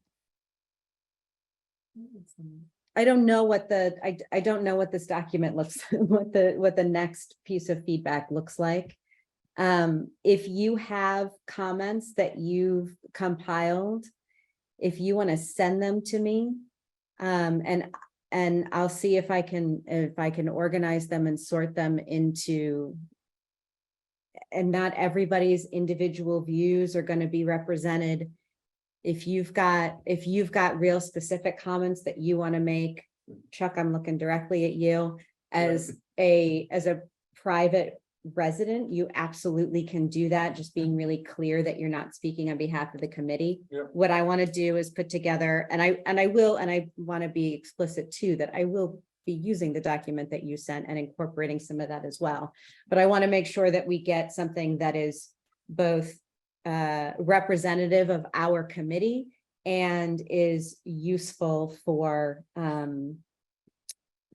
David to be able to update the town plan and get it as close to how we want to see it as we And can. I would probably restate what you're saying in your 5 to 10 minutes Okay. in that document as well. Yeah. Um, Well, and one of the things that's really, thank you for Frederica for sending me the most recent draft of the regulation recommendations that you put together, because that's a nice, I think that lays out a nice format of doing what Eric, you proposed, which is kind of quick take home to open it up, set the stage, and then kind of detail below. Well, these were, what she sent you was recommendations for the town plan. Yeah, it was zoning recommendations that we worked on. Our work group had the title zoning.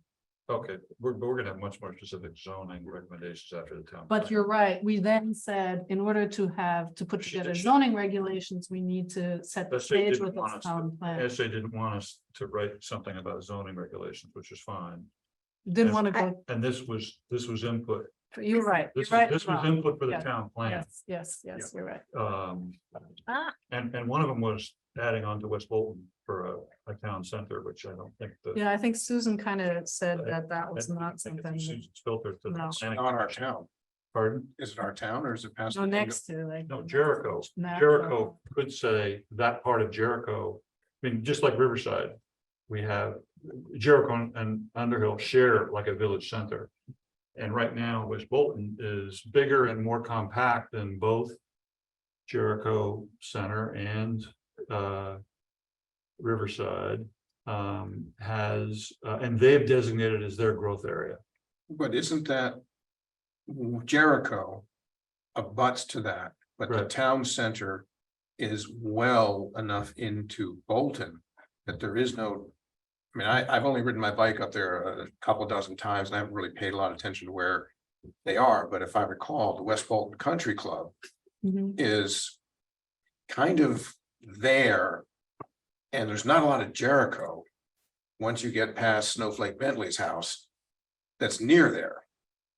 Whereas in Underhill, on Park Street, we abut directly with a big density Jericho area with the density of Right, and Underhill. what I'm suggesting is that we could look at the Jericho side of West Bolton as being an area for future density. Like that is, just as we're saying, hey, next to Richmond, we could build some density down there. That we have 10-acre zoning, abutting 2-acre zoning, and West Bolton is going to reduce Bolton has designated West Bolton as their growth area. And they're going to be having much smaller lots in West Bolton, and that's where they're expecting to increase their population. So right next to that, we've got 10-acre zoning. And it seems like that is a natural town, that is a town center. And the bulk of the people from West Bolton come to Jericho on their way in or out. And that could be, when we think about where we could have clusters of housing in the rural area, to me, that makes sense, because the attributes that are in here about the benefits of the village life are certainly true, for West Bolton. And There a store in West Bolton? there's not a store in Jericho Village either. Oh. But Gas stations and charging stations and stores and everything out there. In West Bolton, we're Not talking about not West in Bolton. like the Nashville, West Bolton area. West- You have to make infrastructure and facilities for people out there. If you made it, a lot of housing, you need gas stations, charging stations, stores, everything. yeah, I don't think, I mean, I don't go there enough, but is there I a, think that was the objection. Susan's objection was that it's basically in the middle of nowhere right now, and there's no real paved tie-ins. road There's to no it. tie-ins to, good infrastructure tie-ins to the But rest of it's the world. bigger than 2 of our 3 village centers. We're connected, is every bit connected to West Bolton as we are to Underhill socially. We don't have quite all of the NGO compacts that we have. And that village center is oriented towards, Jericho, and it's going to be growing. I mean, there's 192 structures in West Bolton. There's only 61 in Jericho Corners, in Jericho Center, and might be even fewer than that in Riverside on the Jericho side. It's a natural place for us to add, to add housing, because it is to me, it's analogous to Riverside with Jericho and Underhill's sharing a village center. But you have to Okay, put I'm the gonna- support people, you have to have the support for them. You can't just plunk them in the wilderness all by themselves. I mean, they need grocery stores, they need gas stations, they need all the stuff that we have in Jericho Center and in the corners and in Riverside. Well, Okay. I hear what you're saying and on my perspective as a planning commission member is that might be something to look at for the 20 to 30-year plan out. But it's not in the 5 or 10 year. 5 or 10 years, not, I don't see that happening. Now, on the border with Richmond, on Barber Farm Road, or I'm sorry, Brown's Trace Road, and was it Sunset View or something like that? That's an area where, yeah, we've got 3 acre budding on 1 acre. And that should be changed, but that's not affordable housing committee business. That's, yeah, but how is that different from 10 acres butting up against 2 and about to get smaller? And maybe if you think it's 10 to 20 year out, then if we bring it up in 10 years, we'll say, well, it's another 10 or 20 years out. Maybe the plan, if the plan could indicate that it's something that we're gonna, it's something that we're gonna look at. So I do think that you actually made a really good point just now, and that's something I've thought about, which is, that's not really affordable housing. Necessarily, that's, yeah, if you just change the zoning out there to 1 acre lots or 3 acre lots, But that doesn't make you're it. leaving ahead. That's not what I'm proposing. I mean, the same kind of, we could make sure it's dense. We could, we can zone it that way. I gotta cut this off. We've got a couple more things on the agenda that we need to do. So please get me your feedback. I'm gonna try to fold it into the document that already exists and somehow make it a thing. But get me your stuff as soon as you can. Okay, so it's 8:43. I don't know that we can spend a lot of time on this. But one of the things that the committee really needs to prioritize in the next whatever is really thinking about how we interact with and respond to DRB applicants. I know that this was something that Richard and Stacy were working on. I think that perhaps it needs more of our attention. There's lots happening in the DRB and we are not participating and respond. I mean, at the very least, putting together a form letter of recommendations and things to consider that every developer should be considering should be something that we can at least easily jot off. But there's lots of PUDs going in and opportunities for us to be having conversations with these folks, learning what's going on and trying to, I don't know. It's a good, one small thing that would make a big difference. Yeah. Is on the website, it lists DRB cases by some unintelligible range of sort of numbers, Mhm. the links. And I was today looking for the number of bedrooms on Morgan Road and how big that area was. And it was a DRB decision that I knew was 18 months ago. And I had to download about 15 DRB decisions to find the one. So if the links were easy for us to follow, if the links were clear, like the applicant, the road, and something about sort of where it is in the process, it would make it much easier for us to follow. Okay. And to Yeah. kind of track. Yeah, I had that problem too. And Same. I think, do you envision that we would come up with a set of things that the DRB would look at with every applicant, or No. or are we commenting on that? We're commenting on an application, providing feedback directly to the applicant. Yeah, it's like, for example, the N Mueller property. I was looking at those 2 10-acre lots. And after listening to the DRB talk about it, it was pretty apparent to me that you couldn't build anything else there than single family homes. It was just the constraints were just, there was like a wetland going through here and there, and it was just impossible. But, suggesting you have that kind when of they put in their septic, that they make sure that it has capacity for extra bedrooms in case you want to add an ADU, or, there are things that we can recommend that people don't necessarily take into consideration, even in those cases. And what I'm trying to get at is, in order to make that recommendation, we have to see the first Yes. application. They have to be already at a certain point in their application for us to really understand. Yes, that. and so what happens is, and it doesn't happen with everyone, but there are instances usually with PUDs where I get an email saying that there's an applicant and they welcome our input, feedback, whatever.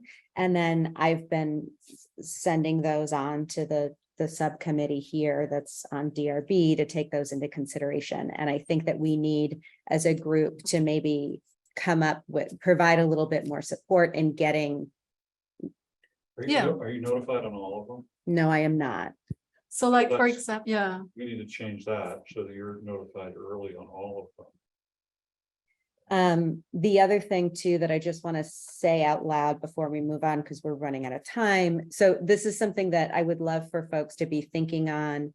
And I think we need to bring it back to full committee to actually get something get a plan together.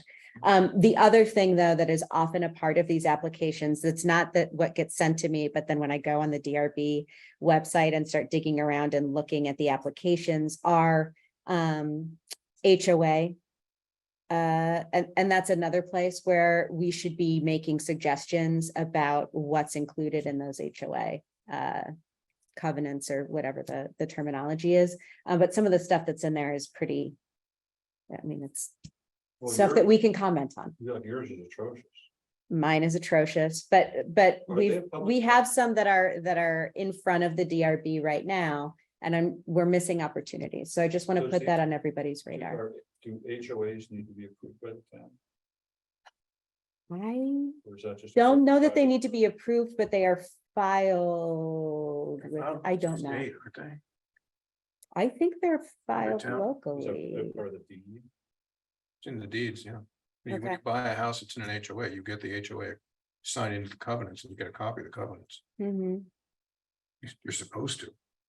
Anyway, so I would Yeah, love and- to and have so a we- discussion yeah, we about have to this, put but together a we need to list of flag what it. what we would look out for example, the density and like bonuses for doing, like what bonuses can they be eligible for by putting in Yeah. multifamily I housing? mean, the one for the foothills was very telling for its time, history. It was like 1973.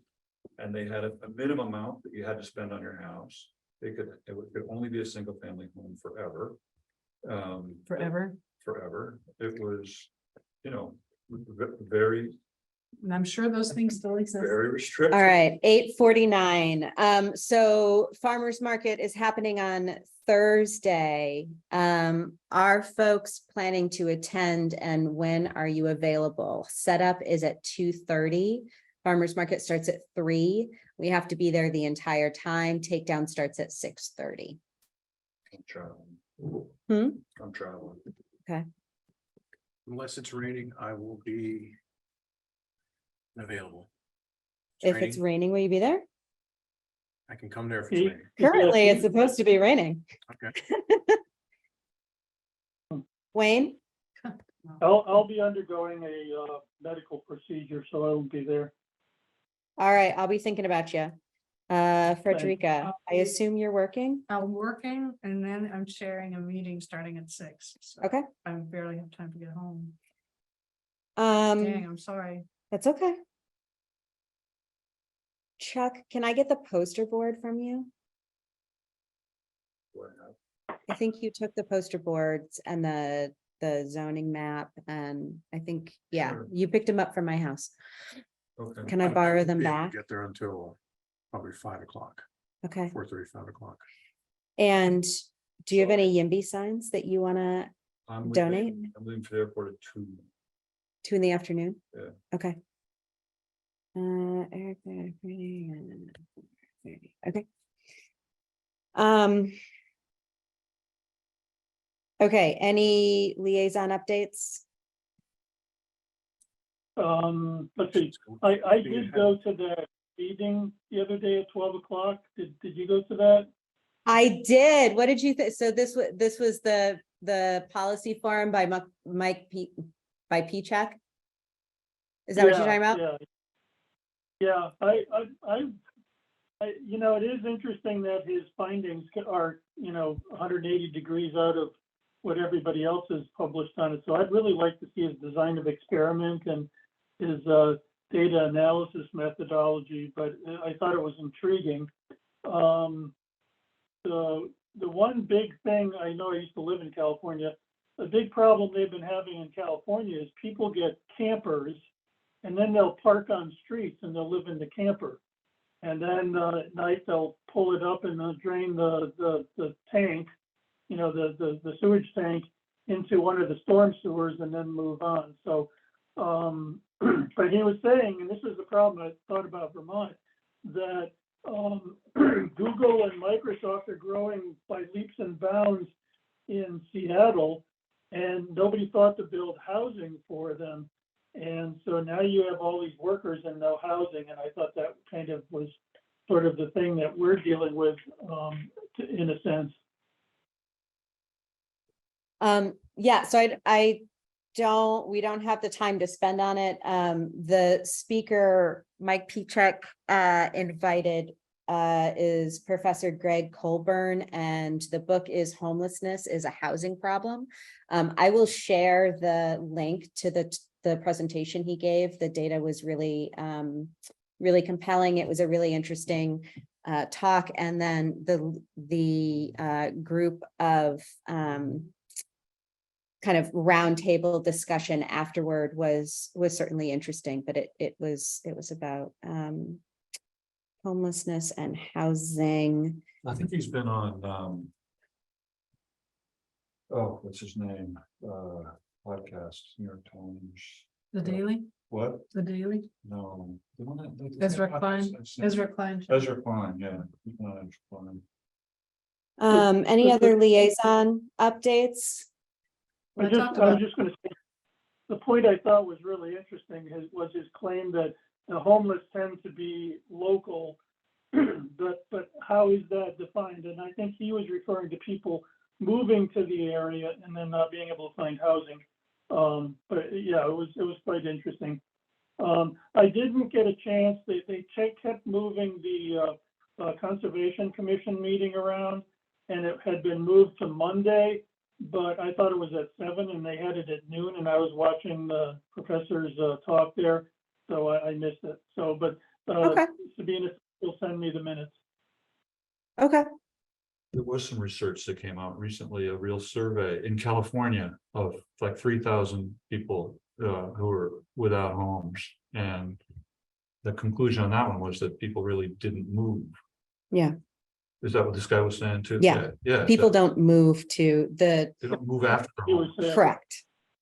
But yeah, There's a private- myth or suggestion that people move to locations where there are services. Right. And there's no evidence for that. but see, that's not what happens in San Jose. The homeless there have come from all over Nebraska, Wyoming, everywhere. So, I mean, that's why I'd like to see his data and analysis stuff. Go ahead. So I'm going to move on to other business at 8:55. I just want to let everybody know we were not selected to be an infill case study. But it was a darn well written application. It Very well done. I can't. Thanks, Chuck. The TP. So the next agenda in August, we will be discussing and hopefully approving a letter for feedback on the town plan. And I'd like to put on the agenda, hopefully we'll have time to think more about this DRB stuff. If there's anything else, let me know. It's only a Could couple you- short weeks away. I'm a little surprised that we're interacting directly with the applicants. As we're like a non-statutory body, and they certainly shouldn't feel like they need our. There's nowhere in statutorily where they need our approval. They don't need our approval. And If you, I don't know, if you're talking to somebody, just make sure that that's I mean, Chris Flynn is sending them to me. okay. Um, Well, that's good. I think it's great. And That's a we're, good point. I guess we though. can We're be a not a res- statutory we can body. be a We can't resource. say something about, we at the Affordable Housing Committee, we really want you to do this. exactly, Because we that- have that would violate- No, we can be a resource. right? no, that's exactly right. Or if we We interact respond to with Chris. the DRB could say you have to do this. And I'm just wondering whether, The DRB, they have so many convoluted things that are in that category that applicants have to do that are all kind of predefined. They can't just, I don't think the DRB can even just say they have to do it. They have to go to statutes, either town or state statutes. That tell them what they can tell the applicants that they maybe. have to bring back. but. But I think it's a good point, let's is that go we into should, Meeting with some definition about what our role could be and where we could be most effective. would you like to get that definition? Sure, so talk to Chris or talk to the head of the DRB. Yeah. Okay. Those are probably figure it good out. places Okay. to start. Yeah. Wayne had something he wanted to say. Yeah, I was just going to say, so would the answer to this be that Chris or the DRB sends us a note and a request comment, and we reply to them, and then they say, oh, by the way, here's input from the committee, as opposed to us trying to respond directly to the applicants? I sometimes, Great idea. say it again. Follow that, what did he say? Have Chris say to us, would you like to Yeah. comment on this as part of the public, as part of the community? So now we're commenting through the DRB directly to the applicant with the permission and the invitation of the DRB. Like the neighbors. There's a Interested predefined parties. list of neighbors that can comment, And we're interested parties that can do that. but interested parties are very tightly. Yeah, we are not interested Defined. parties. Now, he's inviting us to comment though, so Okay, We need so to party there's gotta be a statutory way. thing. It's Yeah, like- there's gotta But be- that's why, it's a but neighbor, it's that's the about- difference. I think that we're not being It's very, invited very to strictly comment defined. in a DRB hearing. Chris is suggesting to applicants that they go talk to various town bodies, groups about their project. Yeah, I guess what we're saying is maybe rather than going that way, if Chris is interested in getting our input in front of them, he could ask us. And I don't know what Chris's motivations are or aren't We and reached why out to this him. is happening, but Yeah, we we talked to him. should be, if we have an opportunity Yeah, to provide Yeah. resources, we should take it. I Yeah, think this absolutely. goes back to Chuck and I, or in part, it could go back to Chuck reaching out to him and us meeting with him. I've We got met nice with him. email correspondence with him. Right. Yeah, so he got more information on what we're doing, what we I were think it's gonna be working helpful. on. Yeah, we I should- think we you're should right. figure out how to- Great. Yeah, How to, because we met. Can I have a motion? motion to adjourn. Second?